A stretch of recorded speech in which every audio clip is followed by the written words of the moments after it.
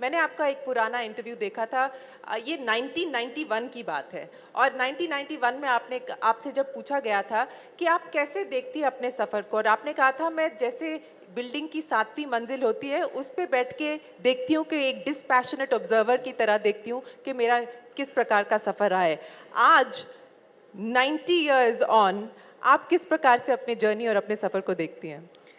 असल में देखा जाए तो ये भी हो सकता है कि अ, आदमी कुढ़ जाए कि कितना मैंने दुख सहा है, कितना मैंने कुछ किया है, ये वो नहीं करके मुझे ऐसा लगता है कि वाह, इतना कुछ पार करके मैं आई हूँ आज, इतना पार करके आई हूँ कि किसी औरत के लिए नारी शक्ति है, शिव है, शक्ति नहीं है तो शिव भी नहीं है, वो शव हो जाता है। तो शक्ति जो है वो हर औरत में है, हर औरत उसको पहचानती नहीं है। अगर वो अपनी शक्ति जान जाए तो वो बहुत काम कर सकती है। मैं आपको बताती हूँ कि मैं पढ़ी लिखी नहीं हूँ।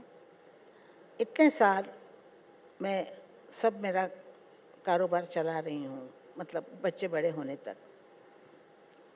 कितना मुश्किल है कि एक औरत, अकेली औरत 3 बच्चों को बड़ा करना, उनको स्कूल भेजना, उनके लिए खाना पकाना, उनके कपड़े देखना, उनको क्या संस्कार देने हैं, क्या नहीं करना है, ये सब देखते हुए फिर दिन रात काम करना है। रिकॉर्डिंग जाना है 10 बजे, रात के 2 बजे आना है। ऐसे ऐसे मैंने लाइफ झेली है। फिर उसमें भी लोगों के, आपको जानती हैं, ताने वाने सुनना, उसको भी हंस के मज़ा लेके ताने सुनना करना, और जैसे इग्नोर करना दुनिया को, ऐसे इग्नोर किया मैंने और मैंने अपना काम करती गई। अ, आपने जो कहा है कि दुनिया वाले तो बोलते रहेंगे, दुनिया का काम है बोलना, लेकिन आपने इग्नोर किया और आपको जो करना था वो आपने किया। आपने शक्ति की बात की और कहा कि सब नारियों में ये शक्ति होती है, पहचानने की थोड़ी बहुत देरी लग जाती है। आपको कब पता चला? क्योंकि आपने कहा you were a single mother, आपने फाइनेंशियली अपना जो थे अपनी इंडिपेंडेंट थी काफ़ी बिगनिंग से। तो आपने ये जो शक्ति थी आपको कब ये महसूस हुआ कि मैं कुछ भी कर सकती हूँ?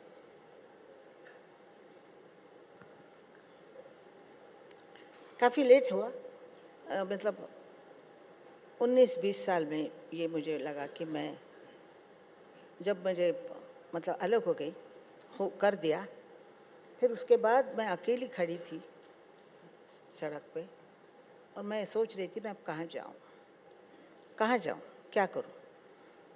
तो एक अपना गला ही अपने साथ है, तो फिर आगे काम चलाती रही और बच्चों को लेके कैसे मैंने, क्या ज़मीन, कैसे फ्लैट लिया, क्या किया, काफ़ी लंबा मामला है, तो ये मैं छोड़ देती हूँ।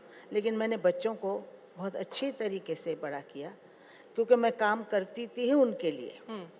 मुझे अगर कोई पूछे कि तुम किस लिए काम करती हो, तो मैं बोलती थी मुझे पैसा चाहिए, क्योंकि मुझे बच्चों को बड़ा करना है, सिर्फ गाने से खाना नहीं मिलता है। तो मुझे पैसा चाहिए था, क्योंकि पैसा बिल्कुल नहीं था मेरे पास। तो पैसे के लिए मैंने काम किया, जो काम मिला वो करती गई। इस बेटे के बाप ने मुझसे कहा था कि दाने फेंकते जाओ, कभी ना कभी पेड़ आएगा ही आएगा, कोई ना कोई पेड़ आएगा, ये उन्होंने कहा था। और एक बात कही थी कि अगर खाना नमक के बगैर हो तो नमक के बगैर खा लेना, लेकिन पड़ोस में जाके नमक नहीं मांगना। तो ये 2 चीज़ें मैंने संभाली। इन उन 2 चीज़ों से मैंने किसी के सामने कभी भी हाथ नहीं फैलाया, काम के लिए भी नहीं हाथ फैलाया और काम करती गई। बस मैं बोलती थी कि पैसा मिले चाहे नहीं मिले, मैं गाऊंगी ज़रूर, कोई ना कोई पेड़ ज़रूर आएगा। तो ऐसा ही हुआ, कोई ना कोई अचंभे से गाना चल पड़ा और फिर आशा भोसले सबको पता हो गई। बिल्कुल। और आशा जी, मैं आपसे ये जानना चाहूँगी कि जब हमने आपकी अभी फ़िल्म देखी और इतने सारे जो फ़िल्म स्टार्स हैं जिनकी आप आवाज़ बनी है, मधुबाला से लेके माधुरी दीक्षित तक, उर्मिला मातोंडकर से लेके ज़ीनत अमान तक, और इतना बड़ा आपने जो सफ़र तय किया है। लेकिन आपकी एक जो डिस्टिंक्ट क्वालिटी रही है और काफ़ी कंपैरिजंस भी होते रहे होंगे आपके और लता जी के बीच में, लेकिन आपने एक कॉन्शियस डिसीजन किया था कि वो उनका स्टाइल है, आपका स्टाइल अपना होना चाहिए। तो ये आपने कैसे अपने ज़हन में ये तय किया था और उस स्टाइल को आप फिर कैसे होन करती गई? क्योंकि इतने सारे किरदारों के लिए आपने आवाज़ दी है, इतनी सारी महिलाओं के लिए आपने आवाज़ दी है, तो वो प्रोसेस कैसा होता है कि अब मैं ज़ीनत अमान के लिए कैसे गाऊँ, माधुरी दीक्षित के लिए कैसा गाऊँ, मधुबाला के लिए कैसे गाऊँ? बचपन से हम बहनों की आवाज़ एक थी, तो मैं अगर उसके जैसा ही गाती तो मुझे कोई नहीं बुलाता। वो अगर बोलते कि जी लता है तो आशा का क्या काम है, आशा तो इतना अच्छा नहीं गाएगी लता जितना गाती है, ऐसे तो लोगों में होता ही है। तो हमारे में कहावत है कि नकटं व्हावं पण धाकटं होऊ नये। मतलब नकटा होना अच्छा है लेकिन छोटा होना, बहन छोटी बहन जो होती है ना उसको हमेशा छोटा गिना जाता है। तो ये हमेशा से हुआ है। तो मैंने अपनी स्टाइल बदल दी, कहा कि दीदी जैसा नहीं गाना है, दीदी जैसा उसको नकल नहीं करनी। आज बहुत नकलें होती हैं उनकी, तब से लेके नकल हो रही हैं। तो नकल नकल होती है, असल असल होता है। तो मैंने अपना असल बनाना चाहती थी। मैं आशा भोसले अपना नाम कायम करना चाहती थी। तो इसलिए मैंने अलग अलग अलग अलग देशों के गाने सुने, अलग अलग इंग्लिश बोलते हैं, इटालियन, स्पेनिश, कोई भी मैंने ये संगीत छोड़ा नहीं। और मैंने सुनती गई और अपने आवाज़ को चेंज करती गई, अपनी भावनाओं को उनको देख के सोचती थी कि ये कैसे गा रही हैं, ये कैसे करना है। ऐसे करते करते फिल्मों में मैं वही करने लग गई और लोगों को कहा ये बहुत अच्छा स्टाइल है, ऐसा कोई गाता ही नहीं है। और ये बहुत अच्छी बात हुई कि मेरे स्टाइल का गाना कोई भी नहीं गा सकता था उस वक्त। तो मुझे अच्छा लगता था। लोगों ने काफ़ी ट्राई तो किया है लेकिन। ट्राई तो सब करते हैं और उसमें कोई तकलीफ नहीं है। अगर कोई अ, अच्छा कुछ करना चाहता है, अगर वो नकल भी करता है तो अच्छे के लिए करता है। मुझे इसमें कुछ नहीं है, मेरी जलने की आदत नहीं है हाँ। कि ये ऐसा हुआ तो वो मुझे चाहिए, ऐसा वैसा, वो नहीं है। मुझे ऐसा लगता है कि जिसके नसीब में जो है उसको मिलेगा। मेरे नसीब में था, मुझे मिला कि नहीं, क्योंकि मेरे नसीब में था। मैंने मेहनत की, बहुत मेहनत की, मैंने बहुत दुख काटे हैं, लेकिन मिला मुझे। ऐसे सुंदर बच्चे मिले, ऐसे सुंदर पोता पोती वगैरह मिले हैं, सब अच्छा है। मुझे जलन नहीं किसी से। मैं खुद ही बोल रही हूँ, मैं बड़ी दिल की औरत हूँ कि मैं अगर चाहूँ तो मेरा प्रेशस चीज़ वो होगी ना, मुझे मालूम है कि इससे मेरा बहुत नाम होने वाला ये है वो, मैं उसको छोड़ के आ जाती हूँ। मैं इतनी बड़ी ईगो दिल नहीं है। ईगो नहीं है। ईगो नहीं है, इसलिए मैं लोगों को बहुत पसंद हूँ। लोग मुझे गाने से ज़्यादा पर्सन से पसंद करते हैं। आशा भोसले मैं कैसी हूँ वैसे उनको पता है कि ये बहुत साफ बोलने वाली औरत है, ये सबसे मिलनसार है, सब है। वो उनको पसंद है। मैं इसलिए उनके घर की सदस्य बन गई हूँ। गाना सुनते हैं वो, गाने से मेरे को पहले जाना है, लेकिन बाद में घर का सदस्य बना लिया है। बिल्कुल घर का सदस्य है और I think you are the subconscious of the nation. अगर हमें प्यार हुआ किसी से तो आपका गाना मन में आता है, दुखी हुए तो आपका गाना मन में आता है। जो भी एक इमोशनल जो जर्नी होती है हमारे जहन में, आपके गाने तो ज़रूर याद आ जाते हैं। लेकिन आशा जी, मैं आपसे ये पूछना चाहूँगी, आज आपकी ग्रैंड डॉटर यहाँ पे है, she is also attempting to get into the music business and आप उनसे क्या कहती हैं जब जब आपकी कॉन्वर्सेशन होती है, वो कहती हैं कि उन्हें भी आपके जैसे बनना है और आपकी जैसे सफ़र करना है, तो आप उन्हें क्या कहती हैं? वो मेरे से बहुत ज़्यादा टैलेंटेड है। आपसे ज़्यादा टैलेंटेड है? क्योंकि वो कथक डांस 5 साल से सीखी है, उम्र की 5 साल से।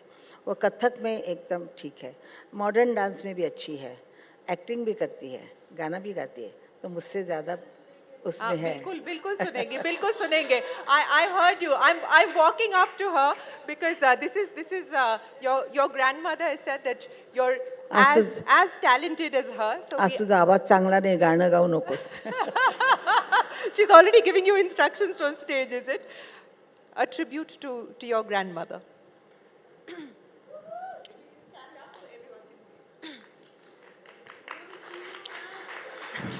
नमस्कार।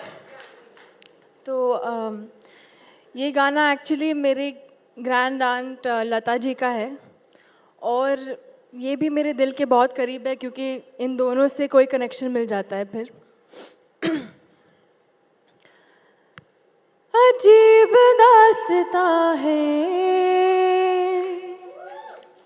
कहाँ शुरू कहाँ ख़त्म, ये मंजिलें हैं कौन सी, ना वो समझ सके ना हम,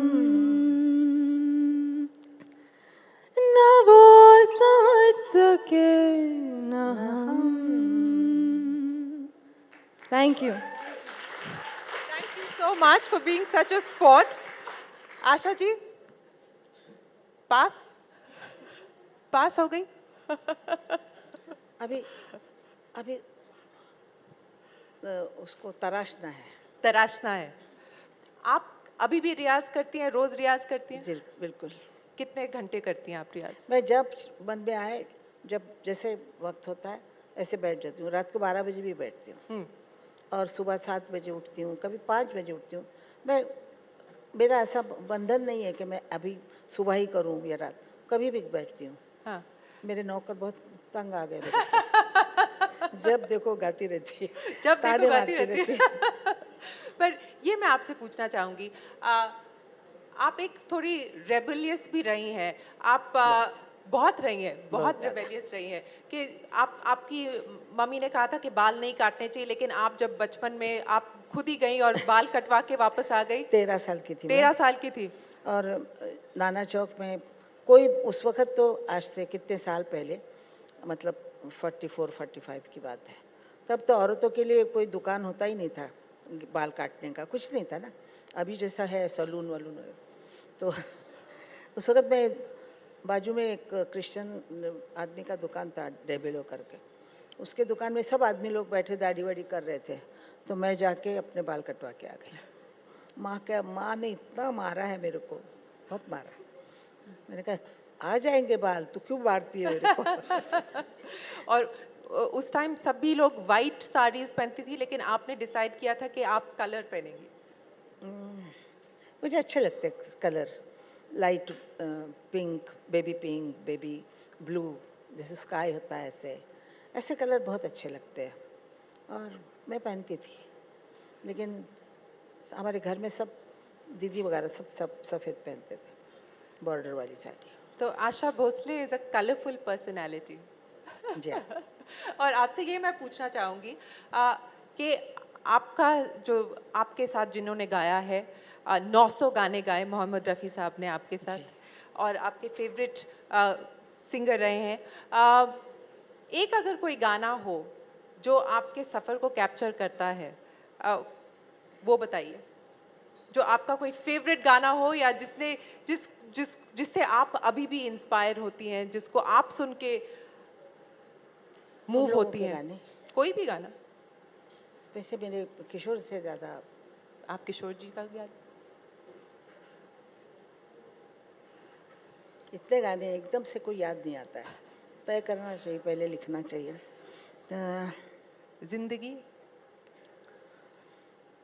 जिंदगी के सफ़र में गुजर जाते हैं जो मकाम, वो फिर नहीं आते, वो फिर नहीं आते।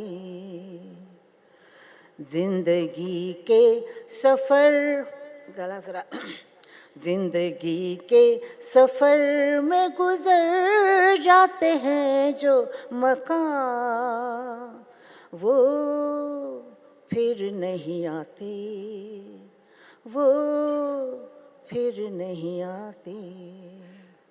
Asha ji, thank you so much. Ladies and gentlemen, we have to do this for Asha Bhosle. She turns 90 on the 8th of September. Can we all sing a very happy birthday to her in advance? Ladies and gentlemen, happy birthday to you. Happy birthday to you. Happy birthday, dear Asha ji. Happy birthday to you.